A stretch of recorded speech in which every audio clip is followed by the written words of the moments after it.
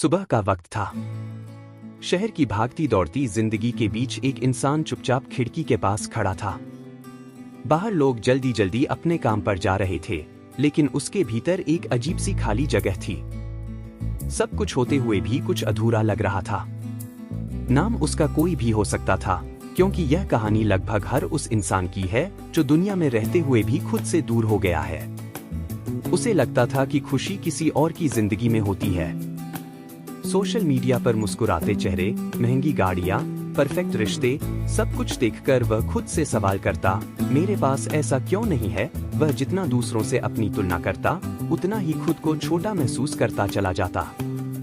बचपन में जो सपने थे, जो मासूमियत थी, वह सब कहीं पीछे छूट गया था।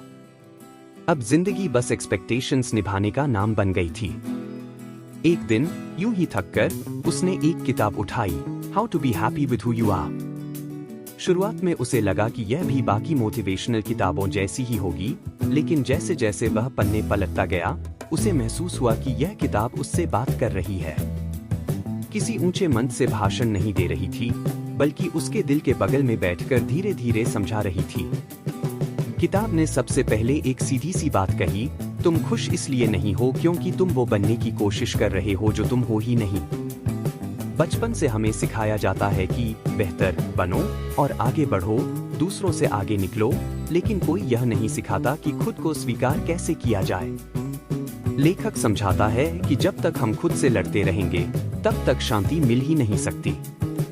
कहानी आगे बढ़ती है और वह इंसान खुद को याद करने लगता है, वह बच्चा जो बिना वजह हंस लेता था, जिसे दूसरों की अप्रूवल की जरूरत नहीं थी। धीरे धीरे उसे एहसास होता है कि समस्या यह नहीं है कि उसके पास क्या नहीं है, समस्या यह है कि वह खुद को हमेशा कम मानता रहा है। किताब बताती है कि आत्मालोचना की आदत हमें भीतर से तोड़ देती है। हम वही बातें खुद से कहते हैं जो हम कभी अपने सबसे बड़े दुश्मन से भी नहीं कहेंगे। लेखक समझाता है कि खुशी कोई डेस्टिनेशन नहीं है, यह कोई ऐसा लक्ष्य नहीं जिसे एक दिन हासिल कर लिया जाए। खुशी एक रिलेशनशिप है खुद के साथ, और अगर यह रिश्ता टॉक्सिक है तो दुनिया की कोई भी अचीवमेंट आपको खुश नहीं कर सकती। वह इंसान सोचने लगता है कि वह खुद से कितना सख्त रहा है, हर गलती पर खुद को सजा देता रहा है। किताब में बताया जाता है कि हम अक्सर अपनी वर्थ दूसरों की राय से तय करते हैं। कोई तारीफ कर दे तो हम खुश, कोई क्रिटिसाइज कर दे तो टूट जाते हैं। लेखक बड़े प्यार से समझाता है कि जब तक आपकी सेल्फ वर्थ दूसरों के हाथ में है, तब तक आप कभी स्टेबल नहीं रह सकते। असली आजादी तब आती है जब आप खुद को अप्रूव करना सीख जाते हैं। कहानी के बीच बीच में वह इंसान अपनी जिंदगी के छोटे छोटे पल याद करता है, वो समय जब उसने किसी की मदद की थी और बिना किसी वजह के अच्छा महसूस किया था, वो समय जब उसने अपनी पसंद की चीज की थी भले ही दुनिया ने उसे बेकार कहा हो।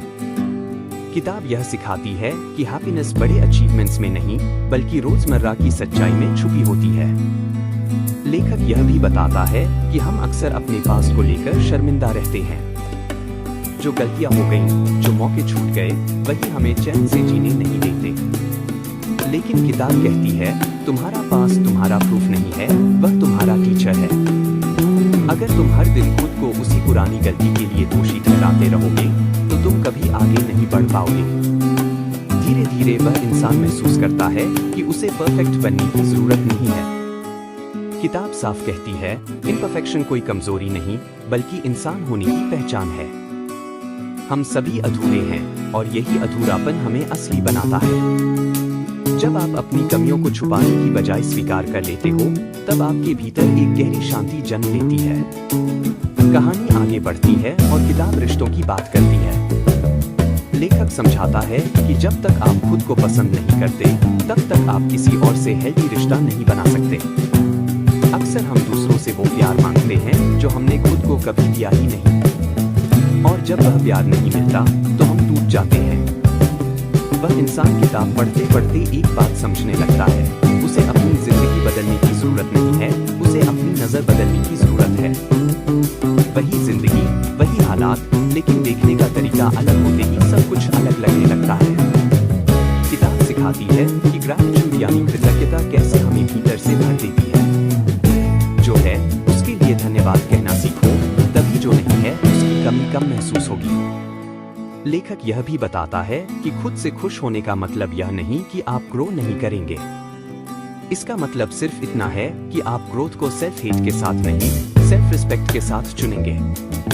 जब आप खुद को स्वीकार करते हैं, तब आपकी ग्रोथ सस्टेनेबल होती है। कहानी के आखिर में वह इंसान किताब बंद करता है। बाहर वही दुनिया है, वही शोर, वही जिम्मेदारियां, लेकिन भीतर कुछ बदल चुका है। अब वह खुद को हर दिन प्रूव करने के लिए मजबूर नहीं करता। अब वह जानता है कि वह जैसा है उसी में काफी है। परफेक्ट नहीं, लेकिन रियल। वह मुस्कुराता है क्योंकि पहली बार उसे समझ आया है कि खुशी बाहर नहीं थी, वह हमेशा उसके भीतर ही थी, बस उसने उसे सुनना बंद कर दिया था। अगर आप भी कभी ऐसा महसूस करते हैं कि सब कुछ होते हुए भी कुछ कमी है, अगर आप भी खुद से लड़ते लड़ते थक गए हैं, तो how do we have to live two or सिर्फ एक किताब नहीं, बल्कि खुद से दोस्ती करने का रास्ता है। अगर आप इस किताब को पूरा पढ़ना चाहते हैं और अपनी जिंदगी में सच्ची शांति और आत्मस्वीकृति लाना चाहते हैं, तो इस बुक को परचेस करने का लिंक डिस्क्रिप्शन में दिया गया है। आज ही पढ़ना शुरू कीजिए, क्योंकि खुश होने के लिए आपको कोई और बनने की जरूरत नहीं है, बस खुद को अपनाने की जरूरत है।